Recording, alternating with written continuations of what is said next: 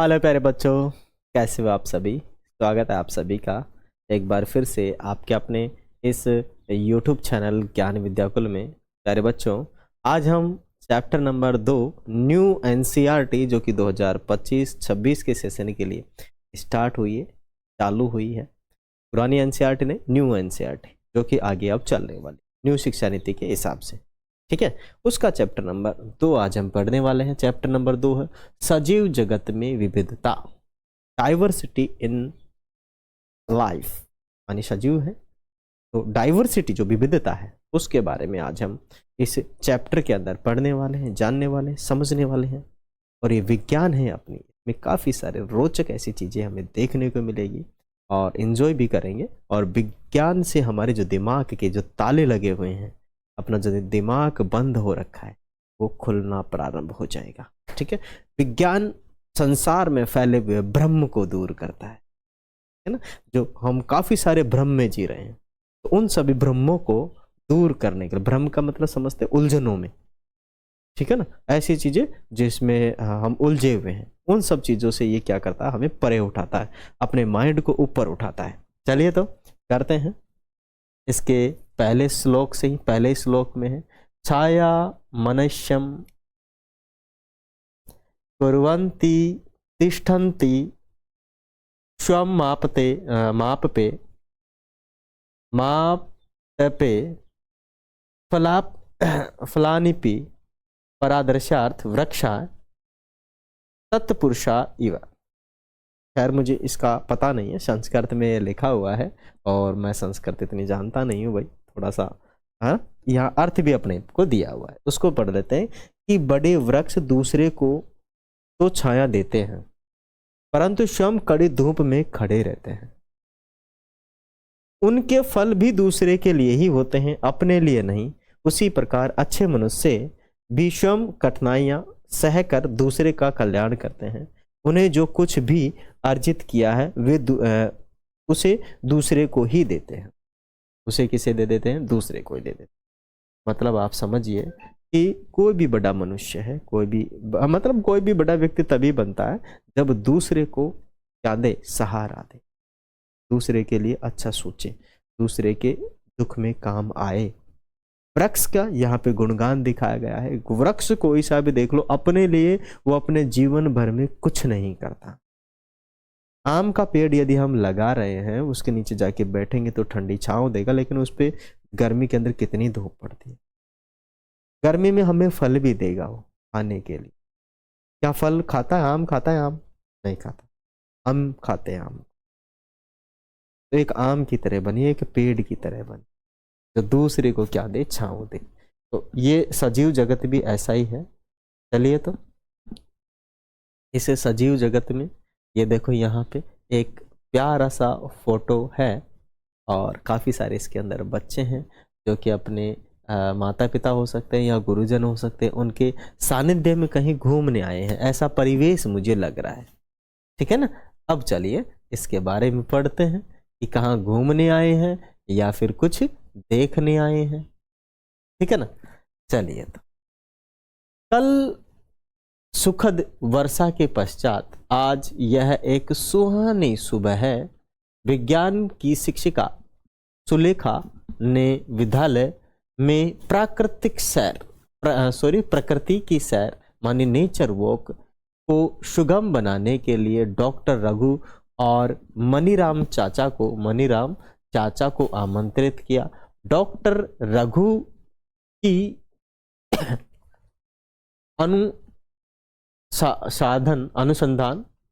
अनुसंधान प्रयोगशाला में एक वैज्ञानिक है और मनीराम चाचा विद्यालय के पास में ही रहने वाले एक वरिष्ठ नागरिक। ठीक है।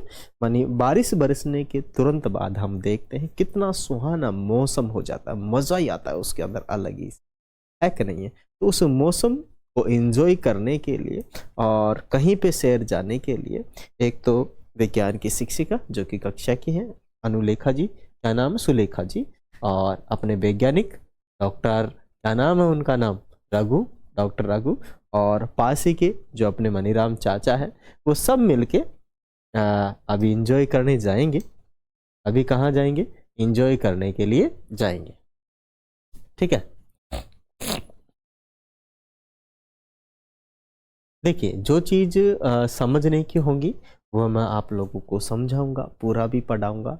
लेकिन जहाँ कुछ चीज़ें ऐसी हैं जहाँ समझने लायक कुछ चीज़ें नहीं है तो उसे मैं स्किप कर दूंगा, छोड़ दूंगा। बिकॉज चैप्टर बहुत बड़े बड़े होते हैं, तभी चीज़ों को समझा दूंगा मैं, ऐसी बात नहीं है। तो चलिए कि हम मनीराम चाचा मनीराम है, और मनीराम चाचा पक्षियों की ध्वनि की नकल करने में विशेषज्ञ है। ठीक है। जो मनीराम चाचा हैं वो कलाकार हैं, पक्षियों की अलग अलग प्रकार से चींचाहट की आवाज़ निकालते हैं, मोर की, कोयल की, ऐसे कुछ करके आवाज़ें निकालते हैं अलग अलग प्रकार की। ठीक है। वह विभिन्न प्रकार के पौधों और जंतुओं की पहचान करने में भी निपुण है। ठीक है। बुजुर्ग आदमी हैं तो अलग अलग पौधों को भी जानते हैं, अलग अलग पशुओं को भी जानते हैं, जानवरों को भी जानते हैं कि ये किस प्रकार का पौधा है, किस प्रकार का जानवर है, उनका नेचर भी जानते हैं। विद्यार्थी को प्रकृति की सैर पर ले जाने से पहले डॉक्टर रघु ने उन्हें बताया कि इस सैर का उद्देश्य प्रकृति में पौधों और जंतुओं की सुंदरता और विविधता का अनुभव करना है। क्या करना है? जब भी हम कहीं जाते हैं तो आनंद होने के लिए जाते हैं कि आनंद मिले हमें, किसी चीज को देखकर, किसी मनोरम दृश्य को देखकर आनंदित हो जाए। तो ऐसे दृश्य देखने के लिए हैं, मानी उद्देश्य में पौधे और जंतुओं की सुंदरता और विविधता का अनुमान करना है। विद्यार्थी उनके साथ साथ प्रकृति की सैर पर जाने के लिए भी उत्साहित है। प्रकृति की सैर पर जाने के लिए क्या उत्साहित है? वे उनसे बातचीत करने और सीखने के उत्सुक हैं। मतलब डॉक्टर रघु हैं उनसे, और जो अपने मनीराम चाचा हैं उनसे जानने के लिए, क्योंकि वो काफ़ी अनुभवशील आदमी हैं। वो काफ़ी सारी चीज़ों के बारे में जानते हैं, बच्चों को अच्छे से समझाएंगे और उन प्रकृति की सैर में अच्छे से उनको एंजॉय करवाएंगे। वे अपने साथ नोटबुक, पेन और पानी की बोतल लेकर चले। जैसे जैसे वे चलते हैं वे अपने आसपास के पौधों और जंतुओं की खोजबीन करना प्रारंभ कर देते हैं। डॉक्टर रघु विद्यार्थियों को उद्यान मानी पार्क में गंध की विविधता को महसूस करने के लिए कहते हैं। जैसे हम कहीं जाएंगे तो वहाँ की एक अलग ही गंध होगी। किसी जैसे मान लीजिए हम एक छोटे गांव से उठकर किसी शहर में चले जाएं, तो क्या वहाँ गांव की जैसी स्मेल आएगी? अच्छी ना, वहाँ बहुत बुरी स्मेल आएगी। क्यों?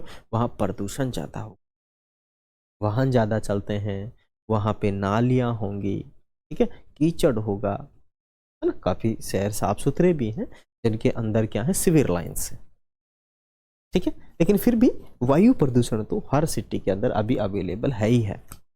गाँव में ऐसा नहीं है, क्लीन स्वीप शानदार है अपने पार्क। तो वे इस बात पर भी बल देते हैं कि हम सभी जीवित प्राणियों का सम्मान करें। ठीक है। ये नहीं है कि किसी प्राणी को देखकर हम मार दें, सभी का हमें सम्मान करना। ठीक है। हम इस प्रकृति में जो आए हैं अपने लिए ही नहीं आए हैं, और जीवों के लिए भी आए हैं। अपने कोई जीवन नहीं जीना है, किसी और जीव को भी जीवन जीना है। ठीक है ना। उनसे छेड़छाड़ न करते हुए उनका अवलोकन करें। मनीराम चाचा विद्यार्थियों को कहते हैं कि वे न केवल विभिन्न पौधों और जंतुओं को देखें, बल्कि ध्यान से विभिन्न ध्वनियों को भी सुने। ध्यान से विभिन्न जो ध्वनियां हैं उनको भी क्या करना है, सुनना है। ठीक है ना। ध्यान से जो विभिन्न ध्वनियां हैं उनको भी क्या करना है, सुनना है। आगे बात समझ। विद्यार्थी विभिन्न प्रकार के पौधे देखते हैं जिनमें घास हो गया, झाड़ियां हो गई, बड़े वृक्ष शामिल हैं। ठीक है। वे वृक्षों की शाखाओं पर बैठे विभिन्न प्रकार के पक्षियों, वृक्षों पर आने वाले फूलों, एक दूसरे पर मंडराती तितलियां और एक वृक्ष से दूसरे वृक्ष पर उछल कूद करते बंदरों का भी अवलोकन करते हैं। वे अपने अवलोकनों को अपनी नोटबुक में भी अंकित करते हैं, लिखते हैं। डॉक्टर रघु और मनीराम चाचा से उनके बारे में चर्चा करते हैं। ठीक है। कि जो पक्षी हैं उनके बारे में क्या करते हैं, चर्चा। ये क्या खाते हैं, ये ऐसा कलर क्यों है इसका, है? ये यहीं क्यों रहते हैं, अलग अलग प्रकार के घोंसले बनाते हैं, उनके बारे में चर्चा करते हैं। विद्यार्थी विभिन्न पक्षियों का कलरव, कलरव का मतलब है चहचहाट। देखो अलग अलग पक्षी अलग अलग प्रकार की आवाज निकालता है, एक ही प्रकार की आवाज नहीं निकालते सारे पक्षी, सारे पक्षियों की आवाजें अलग अलग होती हैं।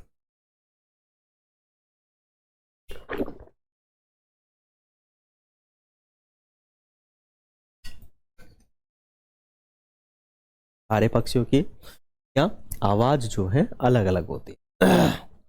कलरव। डॉक्टर रघु बताते हैं कि प्रत्येक पक्षी की अपनी एक अलग चहचहाट होती है, यह प्रकृति में विविधता का एक उदाहरण है। एक जैसे जितने जानवर हैं सभी अलग अलग प्रकार से बोलते हैं। हम मनुष्य एक जैसे हो सकते हैं, लेकिन लेकिन लेकिन अगर एक दूसरे देश में जाएं तो भाषाएं बदल जाती है, ठीक है ना। यार बोलने का तरीका एक ही, हाँ अलग अलग कल्चर के आधार पे अलग अलग गीत गाने और डांस भी करते हैं अलग ही तरीके से, ठीक है। तो उसी भी प्रकार से जीव जंतुओं में भी ऐसा ही होता है। डॉक्टर मनीराम चाचा से कुछ पक्षियों की ध्वनि की नकल करने का अनुरोध करते हैं। डॉक्टर मनीराम चाचा पक्षियों की ध्वनि की नकल करते हैं और उन्हें देखकर विद्यार्थी भी क्या करते हैं, नकल करते हैं। विद्यार्थी भी क्या करते हैं, नकल करते हैं।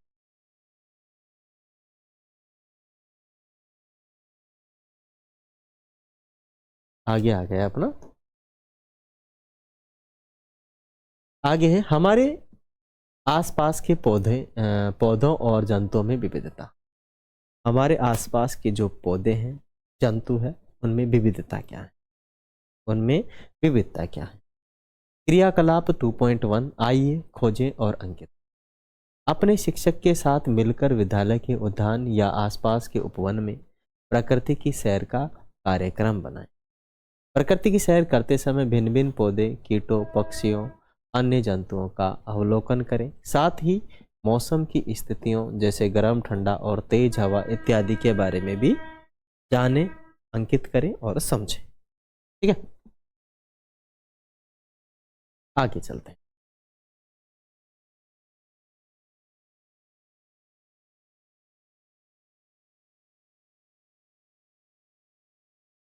आगे है आप भूमि पर गिरे हुए अलग अलग प्रकार के पत्तों, फूलों और एकत्रित स्क्रैप बुक एक स्क्रैप बुक बना सकते हैं।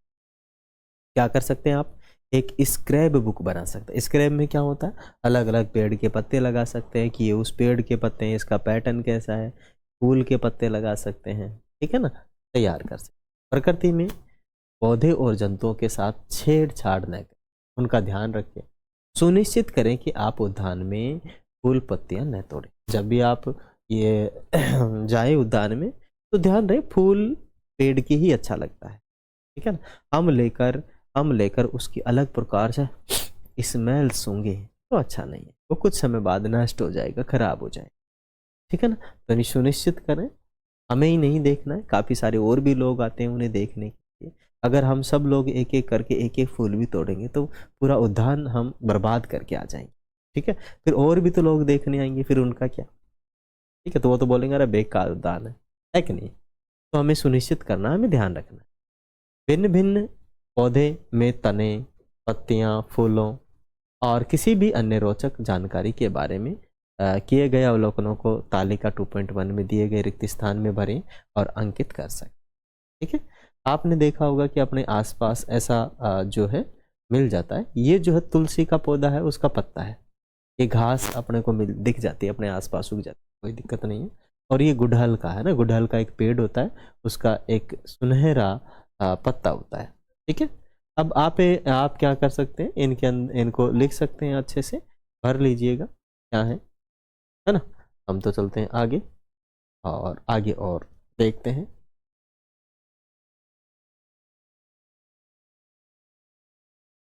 चलिएगा आगे, अपने पास से आप जिन पौधों का अवलोकन किया है उनमें से क्या समानताएं और क्या विभिन्नताएं पाई गई। आपने देखा होगा कि पौधों में विभिन्नता किस प्रकार की विभिन्नता पाई जाती है, जैसे लंबा, छोटा, कठोर, कोमल तना, ऐसा। ठीक है, अगर देखो कोई पेड़ लंबा होता है, कोई छोटा होता है, कोई कठोर होता है, किसी का तना किसी का कोमल होता है, किसी के लाल फूल आते हैं, किसी के पीले फूल आते हैं, अलग अलग प्रकार के फूलों का अवलोकन करें, तनों का अवलोकन करें, पत्तियों का कलर का अवलोकन करें। ठीक है, काफी सारे अवलोकन हम कर सकते हैं। आगे आ गया विभिन्न आकृतियों की पत्तियां, तने पर पत्तियों का शिला अभिन्यास कैसा है, फूलों के रंग, आकार और उसमें सुगंध कैसी है फूलों में, इसका भी हम क्या कर सकते हैं, अवलोकन कर सकते हैं। ठीक है, अब सैर के समय सैर के समय देखे गए सभी अपने पूर्व अनुभवों के आधार पर जंतुओं की एक सूची बनाएं। उनके रहने के स्थान, उनके भोजन, गति के प्रकार को तालिका 2.2 में दर्शाएं। ठीक है, तो ये अपने पास आ गया। तो थोड़ा सा इसके बारे में जानेंगे, थोड़ा सा जानेंगे, ज़्यादा जानेंगे नहीं, है ना, थोड़ा सा। अब मुझे बताओ, आप छोटे बच्चे हैं और समझ लो, अभी तो आप वैसे तो आप बड़े हो गए हैं, लेकिन अब मुझे बताओ कौवा के बारे में क्या जानते हो आप। कौवा जानते हैं, काला कलर का होता है। ठीक है, कहाँ रहता है, वृक्ष पे रहता है, और क्या खाता है भोजन में, कीट भी खा लेता है और रोटियां भी खा लेता है, अपने घर से उड़ा ले जाता है। ठीक है ना, इधर हमारे गांव में काफी सारे कौवे हैं, है ना। गति क्या है, उड़ने का काम भी करता है, थोड़ा बहुत चल भी लेता है, उड़ता ज्यादा है, चलता कम। ठीक है, और चोंच में टहनी लिए हुए, है ना, देख सकते हैं हम, चोंच में टहनी लिए हुए, अगर अपना घोंसला बनाना है तो टहनी लिए हुए रहता है। उसी प्रकार से चींटी के देखो, चींटी कहाँ रहती है, बिलों में रहती है, मिट्टी एवं बिलों के अंदर रहती है, और भोजन क्या करती है, पत्तियां खा लेती है, बीज खा लेती है, कीटों को भी खा लेती है। ठीक है, जानवरों को गति कैसी है, नॉर्मल, धीरे धीरे चलती है, चलना है, उड़ती नहीं है ना। और 6 पाँव होते हैं, इसके पाँव कितने होते हैं, 6 पाँव होते हैं, ये अलग प्रकार। गाय है, गाय कहाँ रहती है, तो गाय तो भाई साहब अपने घरों में ही रखते हैं अपन, गाय तो वैसे भी जंगल में भी चरती है चरने को, तो लेकिन हमारी भी एक गाय पाल रखी है हमने, तो हम रखते हैं ना। ठीक है, और खाती क्या है, घास खाती है, पत्तियाँ खाती है ना। और गति प्रकार की, चलना है, चलना है, और 4 इसके क्या होते हैं, पाँव होते हैं। ठीक है, 4 क्या होते हैं, इसके पाँव होते हैं। अन्य और भी काफी पशुओं का आप अवलोकन कर सकते हैं। शेर का कर सकते हैं। शेर भाई रहता कहाँ है, जंगल में रहता है। जंगल में कहाँ रहता है, कि भाई किसी गुफा में रहता होगा, किसी पेड़ के नीचे रहता होगा। ठीक है, खाता क्या है, शेर भाई साहब घास नहीं खाता, मांस चाहिए उसे, क्या चाहिए, मांस चाहिए, किसी जानवर को मार के वो खाएगा, ऐसे पार पड़ेगी नहीं। कितने हाथ पाँव हैं, 4 हाथ पाँव हैं उसके। ठीक है, तो वैसे आप लोग क्या कर सकते हैं, इसका अवलोकन कर सकते हैं, और इस तालिका के अंदर आप लोग क्या कर देंगे, भर देंगे इस। ठीक है ना, खाते क्या है, पीते क्या है, सारी चीज़ों के बारे में आप क्या कर देंगे, इसमें भर देंगे। आगे चलते हैं, आगे आ गए अपने पास। ठीक है, छोड़ देते हैं।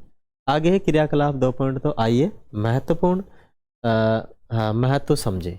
30 सेकेंड के लिए अपनी आंखें बंद करें और एक पौधे एवं एक जंतु के विषय में सोचें जिसका आपने ध्यानपूर्वक अवलोकन किया, जो आपको सबसे अधिक अच्छा लगा। ठीक है, तो ऐसा आप करें, तो आप क्या सोच पाएंगे, क्या कर पाएंगे, क्या पता लगा पाएंगे, क्या क्या जानेंगे उसको।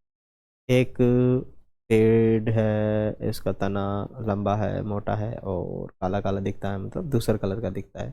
पत्तियाँ हरी होती है और फूल लाल आ रहे हैं या पीले आ रहे हैं, और इसके आम आता है या अनार आती है। ऐसा हम क्या कर सकते हैं, अवलोकन कर सकते हैं किसी के बारे में। ठीक है, अब विद्यार्थी अपने द्वारा सोचे गए पौधे और जंतु का चित्र श्याम पट पर बनाना है, ब्लैक बोर्ड पे, जो कि छोटे बच्चे जो है बना रहे हैं।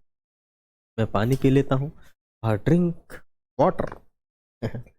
I drink water.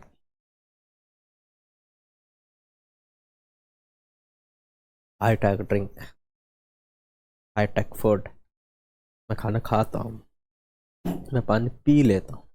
इसका इंग्लिश बताओ क्या होगा। चलिए, तो जो बच्चे हैं वो कर रहे हैं भाई, लिखने का काम कर रहे हैं, अपना पर्टिकुलर काम है लिखने का। ओके, वो कर रहे हैं। श्याम पट पर ही अनेक पक्षी जंतुओं के क्या करते हैं, चित्र बनाते हैं, और प्रत्येक जो पक्षी है, ठीक है, उनमें अलग अलग प्रकार की विविधता होगी। ठीक है, कोई पक्षी उड़ता है, कोई पक्षी जमीन पे चलता है, कोई पक्षी पेड़ पे रहता है, कोई पक्षी जमीन पे रहता है, कोई पक्षी कौन से घोंसले बनाता है, कोई पक्षी जानवरों को खाता है, कोई कीटों को खाता है, कोई वेजिटेरियन है। ठीक है ना, तो अलग अलग प्रकार के पक्षियों के बारे में हम, विविधता के बारे में हम जानेंगे। ठीक है ना, क्या कर लेंगे हम, विविधता के बारे में जानेंगे। ध्यान रहे, मोस्ट इम्पोर्टेंट चीज़ जो होगी वही हम पढ़ेंगे तो अच्छा रहेगा। सारी चीज़ें जो हैं वो पढ़ने की नहीं है। अब चलिए,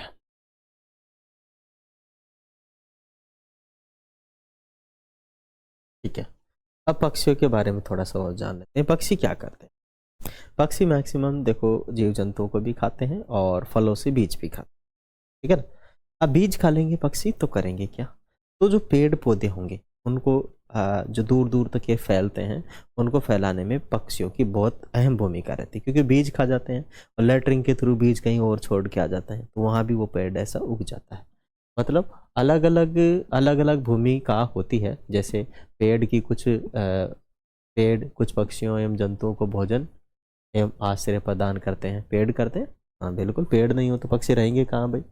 और जंतु फल खाने के बाद बीज फैलाने में सहायता करते हैं इत्यादि। क्या आप ऐसे कुछ अन्य उदाहरण सोच सकते हैं? इससे पता चलता है कि पौधे और जंतु एक दूसरे पर क्या है, निर्भर है। पौधे और जंतु क्या है, एक दूसरे पर निर्भर है। ठीक है ना, भाई देखो पेड़ का आश्रय स्थल कौन है? पौधा, पेड़ है। हाँ हाँ, पक्षियों का आश्रय स्थल है पेड़ है। और पेड़ वो जो पेड़ से ही उनको खाना पीना भोजन काफ़ी सारी चीज़ें मिलती हैं। और पेड़ों को ग्रोथ करने में भी पौधों इनकी महत्वपूर्ण भूमिका है, जो अपने पक्षी हैं, क्योंकि उन्हीं से बीज खा के वो कहीं जाएंगे, उड़ेंगे। ठीक है, वहाँ फैला के आ जाएंगे, तो फिर वहाँ पौधा उगेगा, फिर उस पर भी पक्षी रहेंगे जाके। तो इस प्रकार से पौधे एवं जंतुओं के समूह कैसे बनाए? ठीक है, तो पौधे और जंतुओं के समूह कैसे बनाए? आप अपनी नोटबुक और पुस्तकों को समूह में कैसे व्यवस्थित करें? क्या इन्हें समूह में व्यवस्थित करने से आपको बस्ते को अच्छे ढंग से व्यवस्थित करने में सहायता मिलती है या नहीं मिलती? आइए अब हम अपने आसपास के संसार पर दृष्टि डालें। हमारे चारों ओर विभिन्न प्रकार की जो विशेषताएं हैं वाले विविध प्रकार के पौधे एवं जंतु विद्यमान हैं, उनके विषय में हम अनुभाग किस में पढ़ेंगे? 2.1 के अंदर पढ़ेंगे। ठीक है, सॉरी सॉरी सॉरी, चलिए ठीक है, यहाँ पर हम समूह बनाना सीखेंगे। और वैसे अपने को ज़रूरत नहीं है समूह बनाने की, है ना। मन क्रियाकलाप, आइए समूह बनाएं। तो हम यहाँ पे पेड़ पौधों का हम क्या करेंगे? समूह बनाएंगे, पक्षियों का समूह बनाएंगे। ठीक है, कि अलग अलग प्रकार के जो वृक्ष है का समूह बना लेंगे, पक्षियों का बना लेंगे। आगे चलते हैं। 1 मिनट, मैं क्या कर लेता हूँ, बैटरी चेंज कर लेता हूँ, अदरवाइज बंद हो जाएगा अपना बैटरी।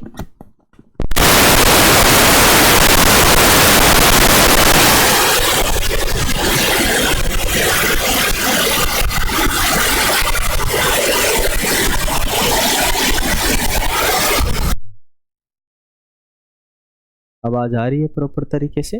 बिल्कुल आने लग गई। आइए समूह बनाएं। समूह का मतलब होता है ग्रुप बनाना, समूह बनाना।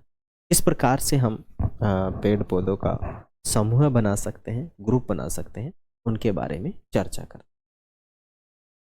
विविध प्रकार के पौधे और जंतुओं के चित्र एकत्रित कीजिए। अपनी पुरानी पत्रिका, समाचार पत्रों, चार्ट, अन्य स्रोतों से इनके चित्र काट सकते हैं। इसमें से प्रत्येक चित्र अलग अलग कार्ड पर चिपकाए। अलग अलग कार्ड पर चिपकाना है, एक पे नहीं चिपकाना है।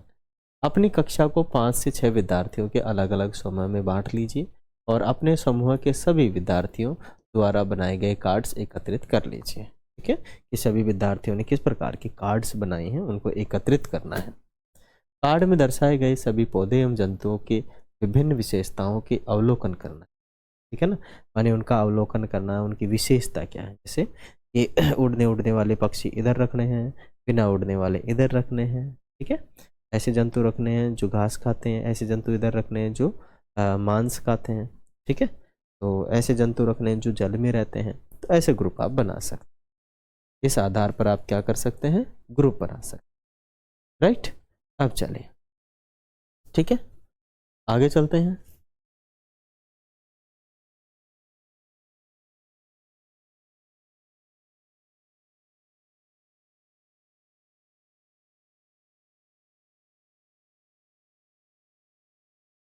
देखिए यहाँ,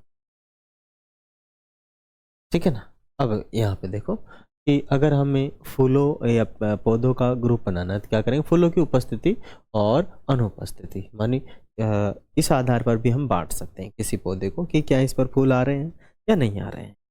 दूसरा है कठोर और कोमल तना, किसी पेड़ का कठोर तना, किसी का कोमल तना, उसके आधार पे भी आप अलग अलग उन्हें रख सकते हैं। जैसे बोल, अगर हम बबूल का लगाएं तो कठोर होता है, ठीक है, और नॉर्मली किसी टहनी का लगाएं तो उसका नॉर्मल होता है ना, नॉर्मल किसी उसका लगाएं पौधे का। तो खान पान का स्वभाव है ना, किसी पेड़ का या किसी पौधे का, या फिर हम कहें, देखो कुछ पौधे शाकाहारी होते हैं, बहुत सारे पौधे, और कुछ पौधे मांसाहारी होते हैं, ठीक है ना। तो उनके आधार पर भी आप बांट सकते हैं। एक दो पौधे होते हैं मांसाहारी, बाकी सब तो शाकाहारी होते हैं, ठीक है, जो कि पृथ्वी से अपना खाना लेते हैं, वातावरण से लेते हैं। अगर हम बात करें कुछ जानवरों की, तो उनको बांट सकते हैं आप किसमें, खान पान में, उनका खान पान स्वाभाविक कैसा है, ठीक है ना। और रहने के स्थान के आधार पर भी बांट सकते हैं, कुछ जमीन पर रहते हैं, कुछ पेड़ पौधों पर रहते हैं, है ना, और कुछ पानी में रहते हैं। अलग अलग जो पक्षी हैं उनको इस आधार पर हम बांट सकते हैं। इस आधार पर क्या कर सकते हैं, हम बांट सकते हैं, समूह बना सकते हैं। अब देखो पौधों के समूह कैसे बनाएं। तो पौधों के समूह बनाने का तो नॉर्मल सा तरीका है। कैसे बनाएं पौधों का समूह, आसानी से बना सकते हैं पौधों का भी समूह, ठीक है ना। पौधों का भी समूह क्या कर सकते हैं, हम आसानी से बना सकते हैं। पौधों में भाई लाल फूल वाला कौन सा पौधा है ना, फल देने वाला पौधा अलग लगा देंगे हम, उसके समूह अलग, फल देने वाले को एक ग्रुप में रख लेंगे, फल नहीं देने वाले को एक में रख लेंगे। किसी का फल कितना बड़ा होता है उसके आधार पे रख लेंगे, किसी का कलर का, भाई इसका फल का कलर कैसा है उसके आधार पे हम इसे अलग से ग्रुप बना सकते हैं। मानी आपने देखा होगा कि पौधों में विभिन्न तने, पत्तियां, फूलों इत्यादि से संबंधित विशेषताओं में विभिन्नताएं होती हैं। भिन्न भिन्न पौधों के तनों में मोटाइयाँ, ऊंचाइयाँ, कठोरता में भिन्नता होती है, जबकि पत्तियां आकृति, रंग, आकार और व्यवस्था में भिन्न भिन्न होते हैं। आपने पिछले क्रियाकलाप 2.3 में इस पौधे की उपयुक्त उपयुक्त किसी एक विशेषता के आधार पर पौधे का समूह बनाने का प्रयास किया। आपने कुछ कक्षाओं में आपने पूर्व की कक्षाओं में सीखा होगा कि पौधे के समूह उनकी ऊंचाई और तने के प्रकार के आधार पर शाख शाख मानी होती है, शाख, झाड़ियाँ, और वृक्षों के, शाख मानी होती है बेलें जो होती हैं, उनके बारे में वृक्षों के रूप में बनाए जा सकते हैं। आइए पौधों की विशेषताओं का अध्ययन अधिक विस्तार से अध्ययन करें और आधार पर उनके समूह बनाएं। चलिए, तो आइए समूह बनाते हैं यहाँ पे। अब देखो समूह बनाना आप आसानी से बना लेंगे, ऐसी कोई बात नहीं है, आप समझते हैं, समझदार हैं। हाँ, आइए कुछ अन्य रोचक अवलोकनों के लिए एक और पुनः प्रकृति की सैर पर चलते हैं, ठीक है।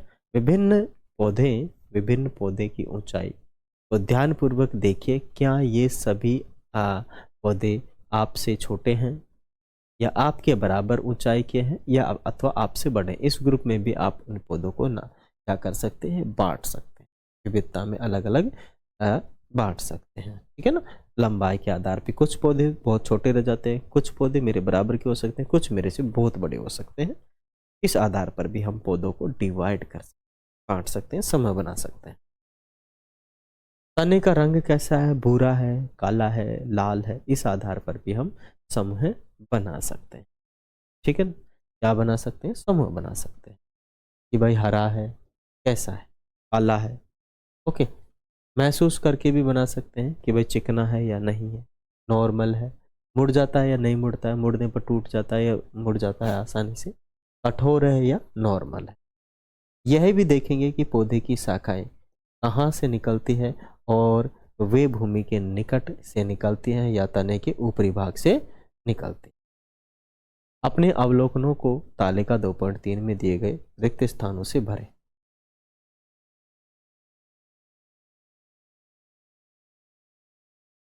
चलिए ठीक है, यहाँ पर आप क्या कर सकते हैं, पौधों को बांट सकते हैं और उनके समूह बनाए गए हैं, उनको और भी आप आगे समूह बना के रख सकते हैं। जैसे आम का पेड़ है, बहुत ऊंचा होता है, भूरा तना होता है, कठोर भी होता है, मोटा भी होता है, भूमि के निकट नहीं ऊंचा होता है, ठीक है ना, और तने की ऊंचाई काफी होती है ना। पादप समूह का नाम बताइए, वृक्ष है ना, क्या है, वृक्ष। ऐसे आप इनको क्या कर सकते हैं, बांट सकते हैं। गुलाब का जो छोटा होता है ना, गुलाब का ऊंचाई में छोटा मध्यम मध्यम होता है, ज़्यादा ऊंचा भी नहीं होता है, बड़ा भी नहीं होता है। भूरा तना होता है इसका, और कठोर होता है इसका तना, पतला भी होता है, मोटा नहीं होता है। हाँ, भूमि के निकट ही होता है, ज़्यादा ऊंचा नहीं होता, झाड़ी होता है ना, ये क्या है, झाड़ी है। टमाटर का हम कह सकते हैं साग, क्या कहेंगे हम, साग कहेंगे, ठीक है। बेल की तरह भी होता है, इसीलिए हम इसे साग भी कहेंगे, क्या कहेंगे, साग कहेंगे, ठीक है। तो ये देखो आम का वृक्ष दिख रहा है अपने को, काफी बड़ा दिख रहा है, इसकी काफी सारी विशेषता है। अपने पास ये गुलाब का है ना, गुलाब का छोटा सा अभी पौधा ही है, अब काफी बड़ा भी बन जाएगा, ऐसी बात नहीं है। और इधर अपने पास क्या है, पौधे के प्रकार है, शाक सब्जियां हैं, वो है, ठीक है। पौधा मतलब टमाटर है, कितना अच्छा टमाटर इस पे लग रहा है कि नहीं। अब यहाँ पर सिरा विन्यास हम देखेंगे। सिरा विन्यास का मतलब समझते हैं, पौधों के अंदर जो सिराएं होती हैं वो किस प्रकार के विन्यास में रहती हैं, ठीक है, इस प्रकार के विन्यास के अंदर रहती हैं, उस प्रकार की हम चर्चा करें। यहाँ पर है कुछ पौधों में, कुछ पौधों के तने वृक्ष की तरह ऊंचे नहीं होते हैं, छोटे होते हैं। प्राय पौधे में अनेक भूरे रंग की काष्ठीय मानी लकड़ी जैसी तने होते हैं, जो भूमि के निकट से शाखाओं में के रूप में बढ़ जाते हैं, भूमि के निकट से शाखाओं के रूप में बढ़ जाते हैं, निकलने लगते हैं।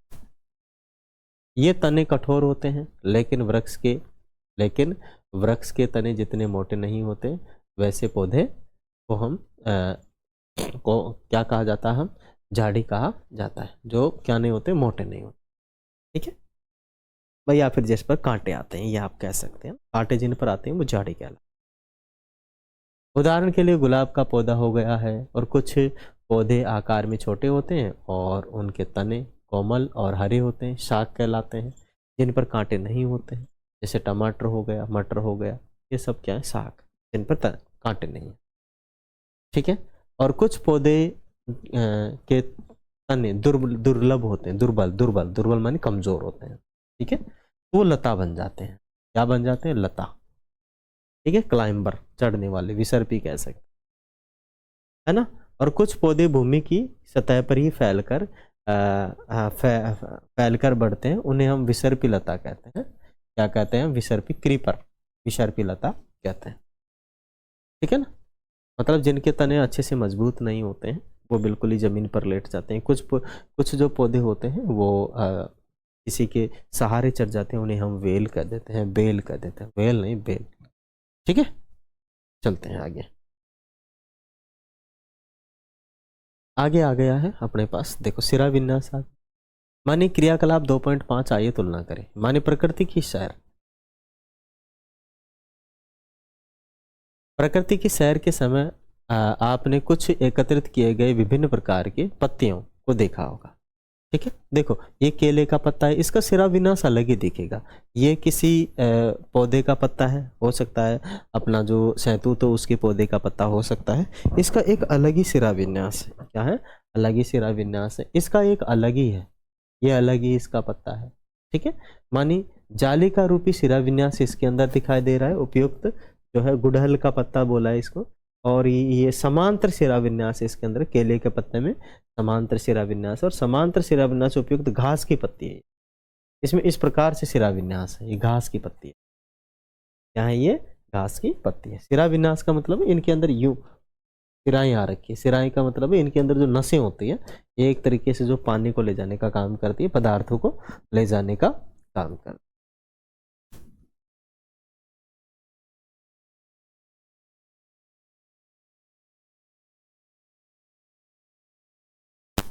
ठीक है। मानी आप पौधे की पत्तियां पर पतली रेखाएं देखते हैं, इन पतली रेखाओं को सिरा कहा जाता है ना। सिरा, जो पतली रेखा है पौधों की पत्तियों पर यूं यूं चलती है, सफ़ेद सफ़ेद सी दिखाई देती है बीच बीच में से, वो सिराएं कहलाती है। वैसे सिरा का मतलब होता है नसें, समझ लो अपने से, अपने शरीर में भी सिराएं और वहन होती है, तो वैसे ही उसके अंदर भी है। ठीक है। और सिराओं द्वारा दर्शाए गए पैटर्न को सिरा विन्यास कहते हैं। मन किस प्रकार का वो पैटर्न दिखाती है वो कहलाते हैं। एक तो साकेत हो सकता है, जाली जैसा हो सकता है, समांतर हो सकता है, ऐसे इनके सिरा विन्यास होते हैं। ऐसे इनके क्या होते हैं? सिरा विन्यास होते हैं। कुछ पत्तियों में मोटी और मध्यम सिरा दोनों सिराओं को एक साथ जाल के पैटर्न में हम देख सकते हैं। ठीक है। और इस पैटर्न को जालिका रूपी सिरा विन्यास भी कहा जाता है।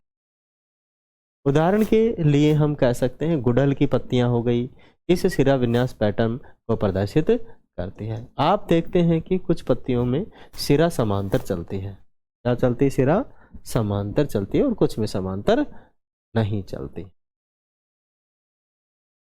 ठीक है। सिरा विन्यास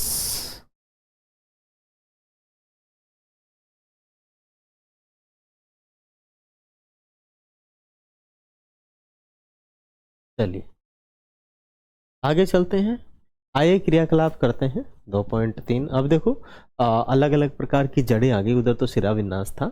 यहाँ की आप किसी ऐसे खुले मैदान में जाइए जहाँ पर जंगली पौधा उग रहा हो।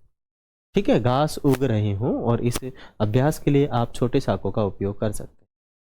खुरपी की सहायता से जड़ों को हानि पहुंचाए बिना कुछ विभिन्न प्रकार के साकों को सावधानीपूर्वक खोद कर बाहर निकालें और शाखाओं को निकालने से पहले आप मिट्टी को गीला करके ढीला कर सकते हैं। उनको जड़ों को निकालने से पहले क्या कर सकते हैं? आप ढीला कर सकते हैं। मतलब किसी भी पौधे की यदि अपने को जड़ के बारे में अध्ययन करना है, ठीक है, कि उसकी जड़ मूसला मूल है या फिर आपकी नॉर्मल मूल है, रेशेदार मूल है। ठीक, मूसला मूल का मतलब एक जड़ होती है, फिर उसमें काफी सारी शाखा होती है, और रेशेदार में से यहीं से काफी सारी क्या निकलती है? जड़ें निकलती हैं, तो रेशेदार होती है। इस प्रकार से आप देख सकते हैं ना।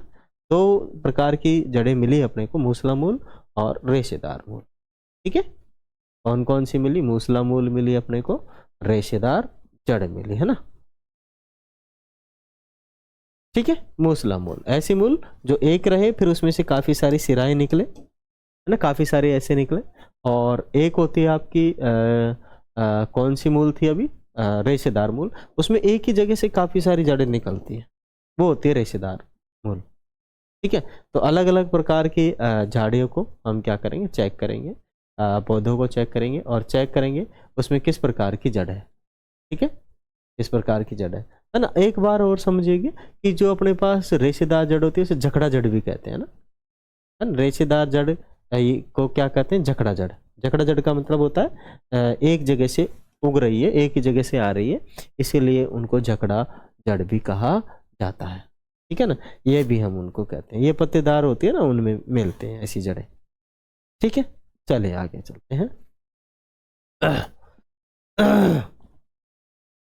ठीक है, आइए आगे है क्रियाकलाप 2.7 में। आइए संबंध ढूंढे और विश्लेषण करते हैं। इसी किन्हीं चीज़ों का हम क्या करेंगे? विश्लेषण। कुछ जो चीज़ें होती हैं उनका। कौन सी चीज़ों का? पेड़ों के बारे में, जड़ों के बारे में। उनका ये कि अपने विद्यालय की नर्सरी मानी पौधे घर अथवा किसी अन्य नर्सरी से 5 सामान्य पौधे एकत्रित करें और उन्हें अपने विद्यालय के उद्यान में लगाए। ऐसे पौधे के उदाहरण लेमन घास जो है अपने मिल जाती है, वो लगाते हैं। ज्वारंकुर बोलते हैं इसे, ज्वारंकुश। गेंदा हो गया, सदाबहार हो गया, जिसे हम पेरिविकल कहते हैं। और अन्य पुष्पीय पौधे हैं, उनको ले और उनकी क्या करें आप लोग? क्रियाविन्यास को चेक करें, और इनकी जो जड़ें हैं उनको भी हमें क्या करना है? चेक करना है। ठीक है, और लिखना है कि देखो कौन सी जड़ किस प्रकार से मिलती है ना। पत्तियों में देखिए यहाँ पे क्या है कि जो लेमन घास है उसके अंदर जो पत्तियां हैं कैसी मिलेगी? सरा विन्यास वाली मिलेगी, समांतर मिलेगी। ठीक है, और उनके अंदर जो जड़ मिलेगी कौन सी मिलेगी? तो आप उन क्या करेंगे? काफी सारे जो वृक्ष हैं उनका अध्ययन करेंगे। ठीक है, आप लोग जाइएगा और उसको चेक कीजिएगा। ठीक है, कि किस में तो समांतर जड़ें मिलती हैं और किस में समांतर जड़ें नहीं मिलती। अब आगे हम चर्चा करेंगे बीज के बारे में, बीज पत्री के बारे में। ठीक है ना, भाई हमने जड़ों के बारे में जान लिया, पौधों की पत्तियों के बारे में जान लिया, तनों के बारे में जान लिया है। अब बीज के बारे में जानते हैं। बीज देखो, एक बीज पत्री और दो बीज पत्री, दो ही प्रकार के होते हैं। जिनके अंदर दो ऐसी शाखाएं मिलती हैं उन्हें हम द्विबीज पत्री बोल सकते हैं। जैसे चना हो गया, अरहर हो गई, ठीक है, मूंग हो गया, काफ़ी सारी ऐसी दालें हैं जिन्हें भी दो होता है। और कुछ एक होते हैं एक बीज पत्री, जैसे अपना मक्का का बीज, गेहूं का बीज, ठीक है, मक्का का बीज, गेहूं का बीज, जौ का बीज, ये सब एक बीज पत्री होते हैं। इनमें एक ही बीज होते हैं, दो भाग नहीं होते हैं। ठीक है, तो इनके बारे में भी, मतलब चने और मक्का के कुछ पौधों को 2 या 3 दिन के लिए पानी में भिगोएं और उनके बीज का आवरण हटाकर बीजों की संरचना को देखें। अब चने और मक्का के बीजों की संरचना का अवलोकन करें, क्या वे समान है अथवा नहीं है। ठीक है, तो बिल्कुल समान तो है ही नहीं है, वो एक तो एक बीज पत्री होगा और एक होगा दो बीज पत्री जिसके अंदर दो होगा। ठीक है, एक बीज पत्री जिसमें एक बीज होता है, जिसे हम कहते हैं कोटिलीड। एक बीज मतलब भाग को, प्रत्येक भाग को क्या कहा जाता है, कोटिलीड कहा जाता है, तो अलग अलग होते हैं। ठीक है, और द्विबीज पत्री को बोलते हैं डाइकोटिलीड्स।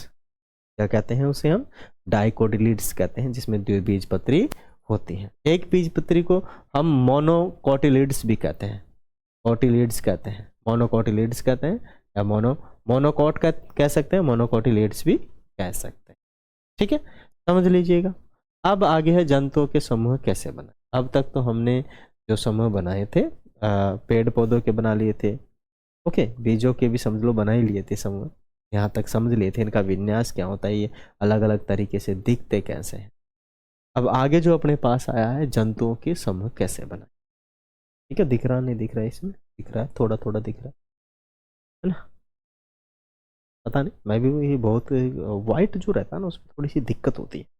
ब्लैक में तो मैं बहुत शानदार तरीके से अपनी पीपीटी दिखाई देती है, लेकिन क्या करें जब बुक से पढ़ते हैं तो थोड़ी प्रॉब्लम क्रिएट होती है। वाइट बैकग्राउंड में अपना जो सिस्टम है वो कम चलता है, ठीक है ना, क्योंकि अपने यहाँ पे इस टाइप का स्टूडियो नहीं है इसमें वाइट बैकग्राउंड पर हम शानदार तरीके से क्लास ले सकें। In future we will try to solve this problems. चलिए, तो जंतुओं के समूह कैसे बनाएं। तो जंतुओं के समूह बना सकते हैं, उनके खाने के तरीके के आधार पे बना सकते हैं। ठीक है, उनके रहन सहन के आधार पे बना सकते हैं, वो कहाँ रहते हैं, कौन सी जगह रहते हैं, उस प्रकार के तरीके के आधार पे हम क्या कर सकते हैं, जंतुओं का बना सकते हैं। उनके नेचर कैसा है, वो चलते हैं या उड़ते हैं या घूमते हैं, उस आधार पर हम क्या कर सकते हैं, उनको बांट सकते हैं। ठीक है, देखते हैं क्या है अपने पास, किस प्रकार से और करेंगे। मानिए अपने क्रियाकलाप 2.2 में कुछ जंतुओं की गति को अंकित किया। आपने संभवतः यह भी देखा होगा कि अन्य जंतु किस प्रकार एक स्थान से दूसरे स्थान पर गति करते हैं। आइए जंतुओं में विभिन्न प्रकार की गतियों को जानने का प्रयास करें। अनेक जीव जंतुओं में जीव जंतुओं को दिखाया गया है। आप इस प्रकार में स्वयं देखें एवं अन्य जंतुओं को भी इसमें जोड़कर विविध प्रकार के जीव जंतुओं का एक पोस्टर बना सकते हैं। ठीक है ना, मतलब इनका हमें अवलोकन करना है। फाइनली क्या करना है, अवलोकन, कि किस प्रकार के जीव जंतु कहाँ रहते हैं, क्या खाते हैं, गति क्या है, ओके, और इनका चमड़ी का रंग कैसा है, छोटे हैं, बड़े हैं, बहुत बड़े हैं, मांसाहारी है, शाकाहारी है, क्या खाते हैं, इनके बारे में अपने को इस प्रकार से बनाना है। ठीक है, तो सूचीबद्ध बना लीजिएगा, है ना। इनके अंगों के बारे में भी हम चर्चा कर सकते हैं, इनके अंगों के बारे में भी क्या कर सकते हैं, चर्चा। अब देखो यहाँ पे समूह बनाया गया है, अब जरा समझिएगा। ठीक है, यहाँ पे गति के बारे में बनाया गया, जो चींटी है किस प्रकार की गति करती है। ठीक है, नॉर्मल धीरे धीरे चलती है, चलने की गति है उसमें तो, और उड़ने की तो है नहीं। कुछ चींटियाँ होती है जिनमें पंख होती है लेकिन वो हो जाती है, टांगे होती है इनके अंदर। बकरी के अंदर तो देखो कैसी गति रहती है, चलती भी है और कूदती भी है। कबूतर की जो है चलता भी है उड़ता भी है। मक्खी भी है, चलती भी है उड़ती है। मछली भी है, तैरती है, चलती नहीं है ना, तैरती है में, चलती नहीं, चलेगी कैसे, पाँव ही नहीं होता। और भी अन्य कुछ चीजें हैं, है ना। इसमें क्या होता है, मक्खी में तो पैर, इसमें तो पंख ही होते हैं। क्या होते हैं? पंख। इसमें तैरती है। क्या करती है? तैरती है, चलती नहीं है। तैरती हैं, चलती। इस प्रकार से हम क्या कर सकते हैं? इनको बांट सकते हैं, डिवाइड कर सकते हैं अलग अलग पार्ट्स के अंदर। ठीक है, चलें आगे। ओके, तो आगे है वैज्ञानिक परिचय। तो आज हम एक वैज्ञानिक का परिचय भी कर ही लेते हैं। विज्ञान में वैज्ञानिकों का परिचय आता ही रहेगा। जानकी अम्बाल। ठीक है, नाम क्या है? जानकी अम्बाल। अम्माल, अम्माल, अम्बाल नहीं, अम्माल है। 1897 से 1984 तक एक भारतीय वनस्पति शास्त्री थी जो पर्यावरण संबंधी कार्यों के प्रति समर्पित थी। पर्यावरण के संबंधी जो कार्य थे उनके प्रति क्या थी? समर्पित थी। उन्होंने भारत के पौधों की समृद्ध जैव विविधता का प्रलेख और संरक्षण करने में सहायता की। उन्होंने साइलेंट वैली बचाओ आंदोलन में महत्वपूर्ण भूमिका निभाई। भारतीय वनस्पति सर्वेक्षण प्रमुख के रूप में उन्होंने भारत में पौधों की विविधता का प्रलेखीकरण करने के लिए कार्यक्रमों की शुरुआत की। इसकी शुरुआत की, कार्यक्रमों की भी शुरुआत की। आगे चलते हैं। अब साइलेंट वैली क्या है उसके बारे में थोड़ा सा जानेंगे। साइलेंट वैली कहाँ है और कहाँ है, मतलब भारत में ही होगा होने को तो, लेकिन कहाँ है इसका तो मुझे देखो प्रॉपर पता नहीं, लेकिन इसमें दिया गया है तो उसके बारे में थोड़ी सी चर्चा करेंगे। साइलेंट वैली मानी सफलता की कहानी। साइलेंट वैली बचाओ आंदोलन, यह केरल के पलक्कड़ जनपद के एक जंगल की वास्तविक कहानी है।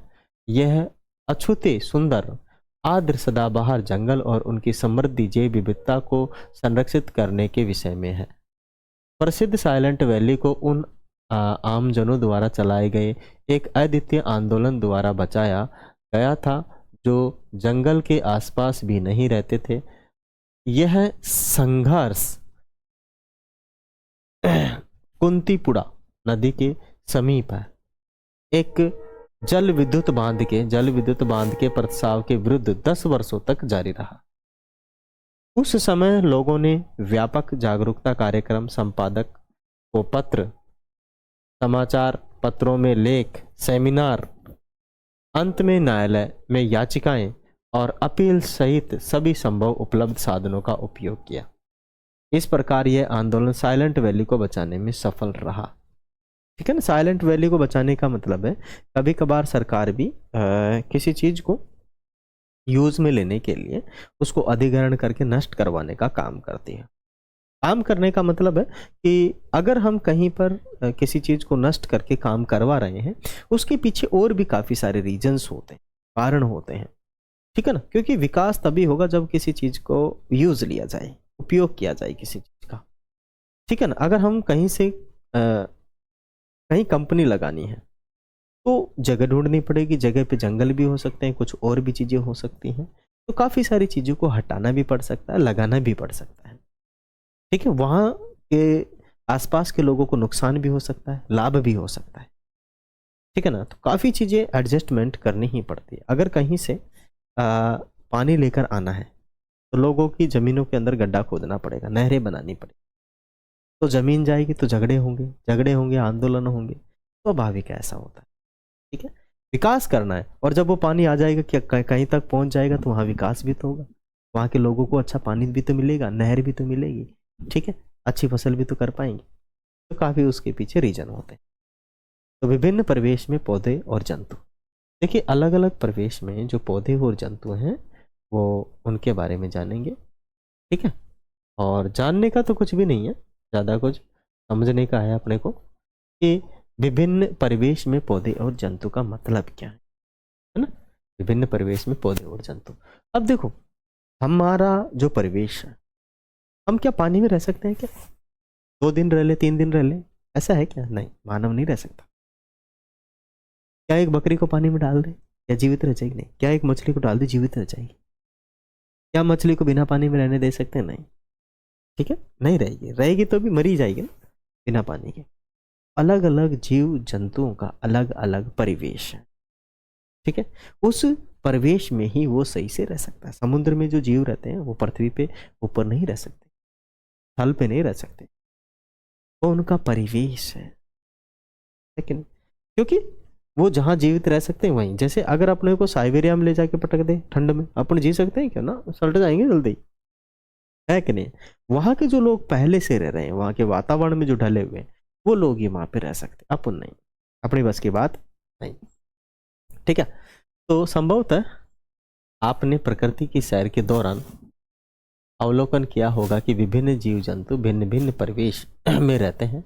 अपने तालिका 2.5 में जंतुओं की गति को भी अंकित किया है। जंतुओं की गति उनके परिवेश पर निर्भर करती है। उदाहरण के रूप में हम मछली और बकरी को लेते हैं। मछली जल में रहती है, जल में गति करने के लिए इसके आसपास धारा रेखीय मानी क्या होता है, स्ट्रीमलाइट्स, शरीर और पंख मानी फिन होते हैं।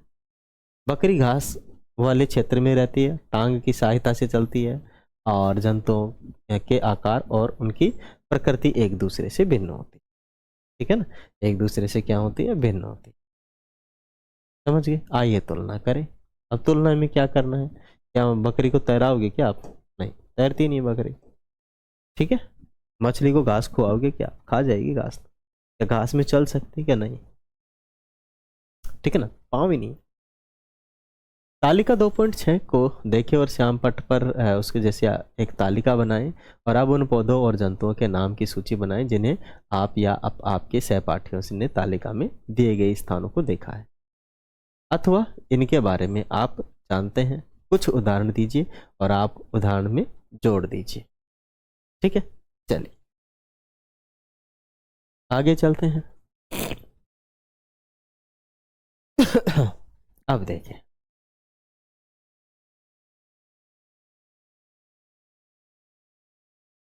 तालिका आ गई। तालिका क्या है अपने पास, मानी मरुस्थल के अंदर ऊंट रह सकता है, पर्वतीय क्षेत्रों के अंदर देवदारू वृक्ष, महासागरों में मछलियां और जंगल में शेर और भी काफी सारे जंगल में शेर रह सकता है, हाथी रह सकता है, चीता हो सकता है। ठीक है, मरुस्थल के अंदर ऊंट, ऊंट के अलावा लोग भी तो रहते हैं, है ना, ऊंट रहते हैं, वहाँ के जो जीव रहते हैं और भी काफी सारे पांडा वगैरह हैं।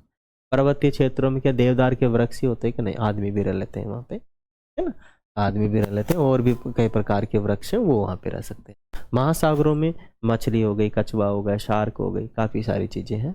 जंगल में शेर और अन्य भी आप लोग क्या कर सकते हैं, बांट सकते हैं। ठीक है, अब देखो अपने पास एक मरुस्थल में उगा हुआ पौधा है और इसे आप कह सकते हैं नागफनी का, है ना, नागफनी का पौधा कहते हैं इसे। हम वैसे हम कहते हैं डंडा थोर, है ना। अपने यहाँ आसपास के जो क्षेत्रों में उगता है ये यही है नागफनी, और इसका नाम है डंडा थोर। क्या बोलते हैं, मरुस्थल में मोटे और मांसल तने वाले युक्त नागफनी का पौधा है ये, है ना। मोटी मोटी होती है, मतलब क्या बता, मतलब अपने हाथ का जितना मोटा मोटा भी इसका तना होता है और इसी के से काफ़ी सारी शाखाएं फूट फूट के बड़ा बनता रहता है। नागफनी का कहते हैं, वैसे इसे हम डंडा थोर भी कहते हैं। इसे कम पानी की आवश्यकता होती है, इसकी पत्तियां नहीं होती है ना, नए के बराबर होती, चिन्नी चिन्नी सी पत्तियां होती हैं। सब्जियां बनाते हैं लोग इनकी पत्तियों का, लेकिन बहुत चिन्नी होती हैं। ठीक है, और मरुस्थल में उगता है क्योंकि वहां पे भाई पानी तो है नहीं, है ना। जहाँ पानी बहुत कम होता है वहां पे इनको उगाया जाता है। इनको क्या किया जाता है, उगाया जाता है। ठीक है, अब दूसरा देखो, उगाया जाता है ना, उगी जाते हैं। कौन उगाता है इनको, उग जाते हैं, है ना, वहाँ के वातावरण में। आगे है अपने पास पर्वतीय क्षेत्रों में देवदार वृक्ष। अब देवदार वृक्ष को यदि हम मरुस्थल में लाके लगाए नहीं उगेगा, क्योंकि इसे पानी चाहिए। सदाबहार वन है ये, सदाबहार वन में ही देवदार के जो वृक्ष मिलते हैं, दरख्त मिलते हैं, दरख्त बोलते हैं इन्हें हम, वृक्ष को भी दरख्त भी कहा जाता है, वे मिलते हैं। ठीक है, चलिए आगे।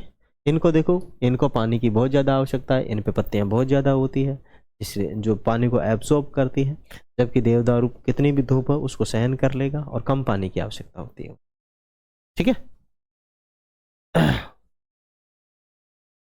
आगे चलते हैं। अब ऊँट, है ना, ऊँट के बारे में चर्चा करेंगे। अब ऊँट देखो, अब ऊँट भी अपने पास जो ऊँट है, ठीक है, ये ऊँट तो वो है जो रेगिस्तान में रहते हैं। ये भाई साहब एक बार में पानी पी लेगा, 10 दिन तक 5 दिन तक पानी की ज़रूरत नहीं, इतना स्टोर कर लेता है। ठीक है, इसकी जो स्किन होती है ऐसी ही होती है, जो बहुत कम पसीना निकलता है। इसका जो मूत्र है वो भी गाढ़ा निकलता है। ठीक है ना। दूसरा है रेगिस्तान में रहने वाला ऊंट। रेगिस्तान में रहने वाला ऊंट के बाल बहुत ज़्यादा बड़े रहते हैं, ठीक है, इसके बाल छोटे होते हैं, इसके बड़े रहते हैं, क्योंकि इसे सर्दी से बचाने के लिए। इसके 2 कुबड़ रहते हैं, है ना, क्या रहते हैं, 2 कुबड़ रहते हैं। इसका कारण है क्योंकि देखो कभी कभार जो बर्फ़ की जो जगह होती है 6 महीने तक 5 महीने तक वहाँ पे क्या रहता है, बहुत सारा बर्फ़ ही बर्फ़ गिरती है, खाने की कुछ पत्तियाँ नहीं रहती है वहाँ पे। तो ऐसी कंडीशन में ये जो इसके कुबड़ है इनके अंदर ये वसा वसा स्टोर करके रखता है, तो धीरे धीरे ये 5-6 महीने तक चला लेता है, इससे इसको एनर्जी मिलती रहती है। हाँ, थोड़ा बहुत खा लेगा तो उसमें अपना जीवन निर्वहन कर लेगा, मरेगा नहीं, ठीक है ना। तो ये इसके अंदर है। ओके चलिए आगे आ गया कि गर्म मरुस्थल के ऊँटों के लंबे मन पैर लंबे होते हैं, जिनमें चौड़े खुर होते हैं। अलेक्स ने साझा किया है कि उनकी दादी उसे बताया था कि ऊंट के लंबे पैर और चौड़े खुर रेतीले मरुस्थल में रेत में बिना धसे चलने के लिए सहायता करते हैं। दूसरी ओर ठंडे मरुस्थल में ऊंटों की ऊंचाई और पैर गर्म मरुस्थल की तुलना में छोटे होते हैं और छोटे पैर होते हैं। छोटे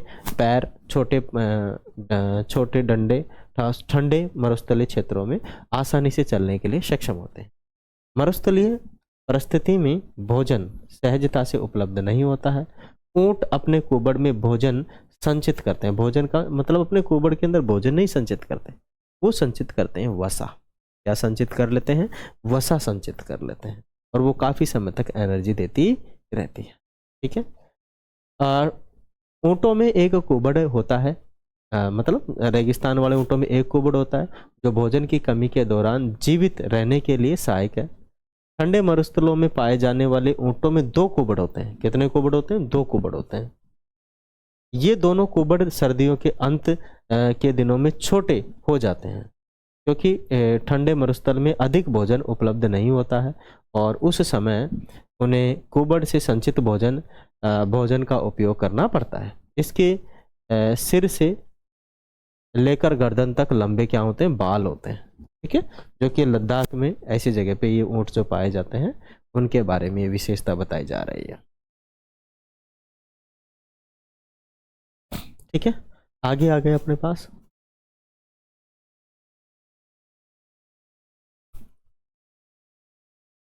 आगे है कक्षा के अन्य विद्यार्थियों ने भी अपने अवलोकनों को साझा किया होगा आप लोगों के साथ, ठीक है।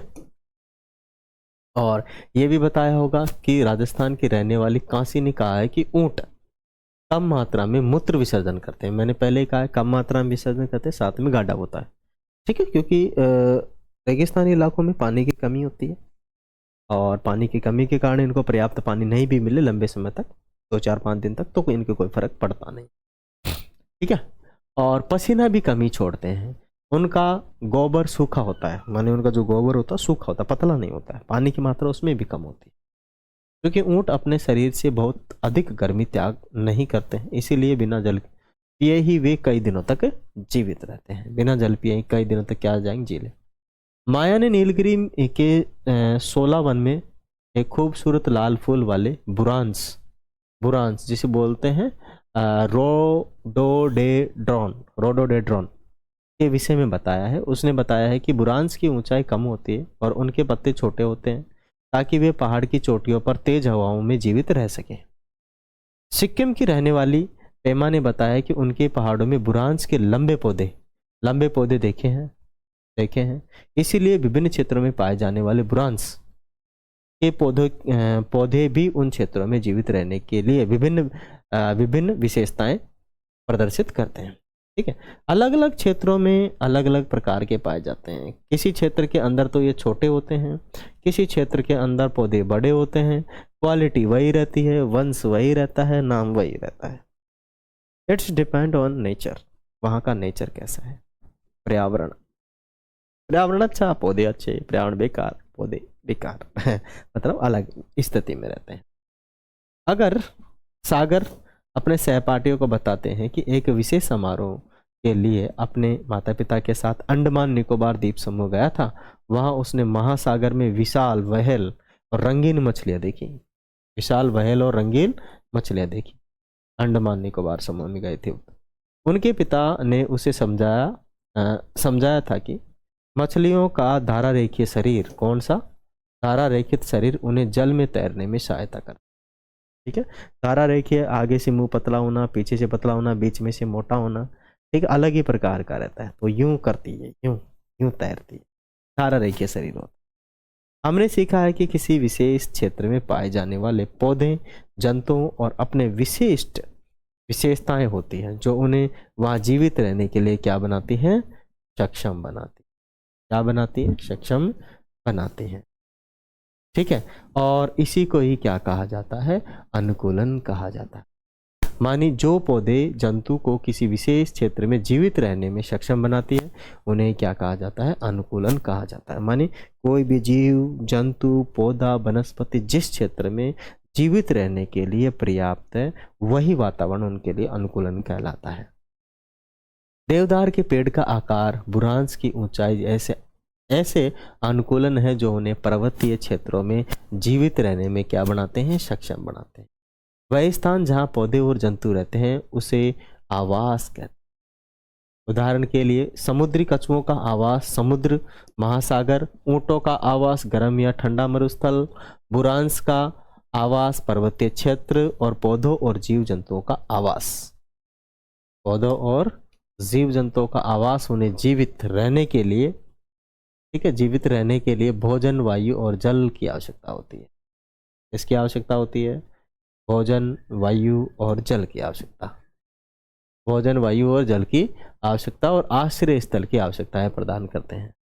कई प्रकार के पौधे और जंतु एक ही आवास में रह सकते हैं। आवास किसी क्षेत्र की जैव विविधता को निर्मित करने में महत्वपूर्ण भूमिका निभाते हैं। ठीक है ना, क्या करते हैं, महत्वपूर्ण भूमिका निभाते हैं। चलिए आगे है वैज्ञानिक से परिचय है। हम डॉक्टर सलीम अली, जो सलीम अली है उनके बारे में थोड़ा सा जानते हैं कि क्या कौन है ये। 1896 से 1987 ने पक्षियों में विविधता का अवलोकन करने के लिए पूरे भारत की यात्रा की। उन्होंने सभी पक्षियों की एक सूची तैयार की, उनके यात्रा मार्गों, आवासों को भी प्रलेखित किया। उन्होंने पक्षियों की अत्यधिक विविधता वाले क्षेत्रों को अंकित किया और उन क्षेत्रों के संरक्षण के उपाय किए। केवलादेव राष्ट्रीय उद्यान भरतपुर राजस्थान और रंगनाथी पक्षी अभयारण्य और मंड्या कर्नाटक ऐसे संरक्षित क्षेत्रों के उदाहरण हैं। उन्होंने भारतीय उपमहाद्वीप के पक्षियों पर 10 खंड की एक ऐतिहासिक पुस्तक संकलन लिखी। उन्होंने भारत का पक्षी पुरुष मानी वर्ल्ड मैन ऑफ इंडिया के रूप में भी जाना जाता है। उनके योगदान के लिए 1876 में पद्म विभूषण से सम्मानित किया गया। उन्हें किससे सम्मानित किया गया, पद्म विभूषण से सम्मानित किया गया। कब किया गया, 1976 में। 1976 में, क्योंकि उन्होंने पक्षियों के संदर्भ में काफ़ी काम किया और काफ़ी उन्होंने उनके बारे में जानकारी दी। ठीक है, चलें आगे हैं कि आप किन किन भिन्न विधियों के माध्यम से पौधों और जंतुओं के आवास के आधार पर समूह बना सकते हैं। बिल्कुल बना सकते हैं कि स्थल पर रहने वाला कौन सा है, वृक्ष में रहने वाला कौन सा है, पानी में रहने वाला कौन सा है, मरुस्थल में रहने वाला कौन सा है, सूखे मरुस्थल में रहने वाला कौन सा है, बर्फ में रहने वाले कौन से, उनके आधार पर हम क्या बना सकते हैं, इनमें बांट सकते हैं और बना सकते हैं। ठीक है, तो आगे अपने पास आ गया है पक्षी। देखो अपने पास भारत में जो बंगाल है, ठीक है, पश्चिम बंगाल है, भारत में बंगाल बाघ, चीता और गोडाउन। ग्रेट इंडियन बस्टर्ड की, गोडाउन को क्या बोलते हैं, ग्रेट इंडियन बस्टर्ड भी कहते हैं, की संख्या मानवीय गतिविधियों द्वारा हुई उनके आवासीय क्षति के कारण घट गई। ठीक है, मतलब इनके ये भाई साहब खतरनाक जीव है, नॉर्मल जगह पे रहते नहीं हैं, और यदि जंगल में आदमी लोग रह गए तो इनको मारेंगे तब रहेंगे, नहीं तो ये उनको नहीं रहने देंगे। इसीलिए इनकी जो संख्या है ये क्या होगी, घट गई। ठीक है। और गोडावन जो ग्रेट इंडियन बस्टर्ड है, ये क्या है, एक ही बच्चा एक ही अंडा देता है, इसीलिए भी इसकी जनसंख्या घट गई है। ठीक है ना, अकॉर्डिंग टू मेरे हिसाब से शायद। ठीक है, मैंने पढ़ा था इसी पक्षी के बारे में, किसी पक्षी के बारे में जो केवल एक अंडा देती है ना, तो इसीलिए। हाँ, चलिए आगे है कि हमारी जैव विविधता के संरक्षण के लिए अनेक परियोजनाएं आरंभ की। बंगाल टाइगर की घटती संख्या के संरक्षण के लिए 1973 में बाघ परियोजना प्रोजेक्ट टाइगर आरंभ की गई थी। चीता की संख्या को पुनर्स्थापित करने के लिए 2022 में चीता पुनर्वास योजना चीता रीइंट्रोडक्शन प्रोजेक्ट भारत की एक प्रारंभ की गई। और इसी प्रकार गुजरात, राजस्थान, महाराष्ट्र राज्य में गोडाउन के आवासों को संरक्षित क्षेत्र घोषित किया गया। ठीक है, बहुत इंपॉर्टेंट है। जीवन सभी का अपना ही नहीं, जीव जंतुओं का जीवन भी इम्पोर्टेंट है। मतलब अपने जीवन के लिए ये पृथ्वी नहीं बनी है कि केवल इस पर मानव ही जिएगा। इस पर सभी प्रकार के जीव जिएंगे और सभी प्रकार के जीवों को जीने के लिए एक विशेष प्रकार का वातावरण बनाया गया है। ठीक है, चलिए, तो काफ़ी लंबा चैप्टर हो चुका है और जल्द खत्म होगा। अभी 20 हो चुके हैं, 6 अभी पन्ने बचे हैं इसमें। चलते हैं आगे। परंपरागत रूप से संरक्षित वन, पवित्र उपवन जिसे बोलते हैं सैक्रेड ग्रोव्स। पवित्र उपवन वह आबादित वन क्षेत्र है जिसके आकार बहुत छोटे लेकिन बहुत बड़े हो सकते हैं। पवित्र उपवन पूरे भारत में पाए जाते हैं। ये कई प्रकार के औषधीय पौधे समेत विभिन्न प्रकार के पौधे जंतुओं के घर हैं। इनका संरक्षण स्थानीय समुदाय द्वारा किया जाता है और यहाँ किसी को भी किसी जीव को हानि या नुकसान पहुँचाने या पेड़ों को काटने के क्षेत्रीय क्षति पहुँचाने की अनुमति नहीं है। इस प्रकार पवित्र उपवन सामुदायिक रूप से संरक्षित जैव संपदा है। आप अपने क्षेत्र के पवित्र उपवन के विषय में पता लगाएं कि अपने यहाँ पे कौन सा पवित्र उपवन है, उसके बारे में हमें पता लगाना है। ठीक है क्या कोई अपने आसपास?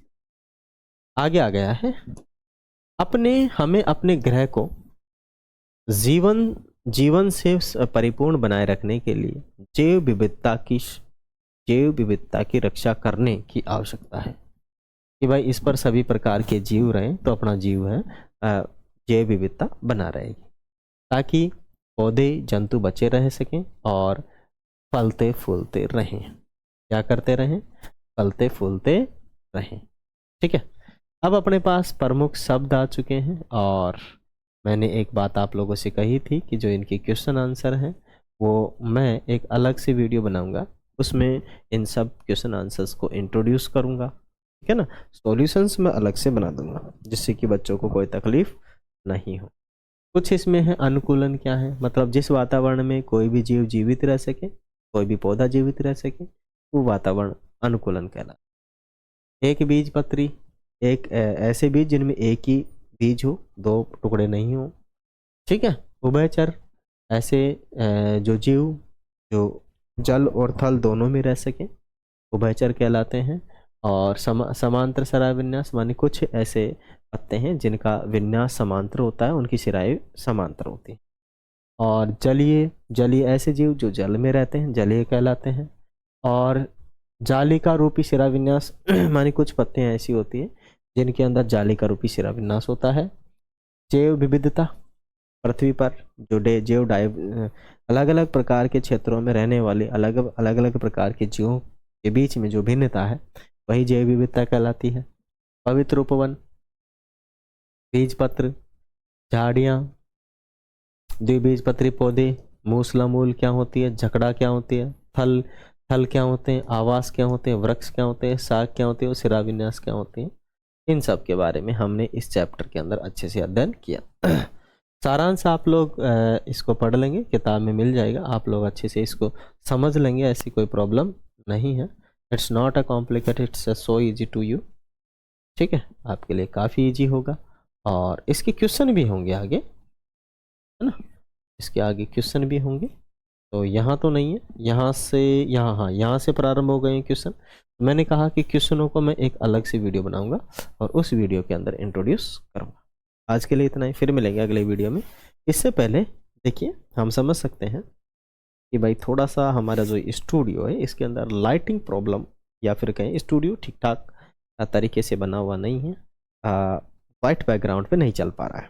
इस वजह से थोड़ी सी धुंधली हमारी फ़ोटो हो सकती है, धुंधला बैकग्राउंड हो सकता है।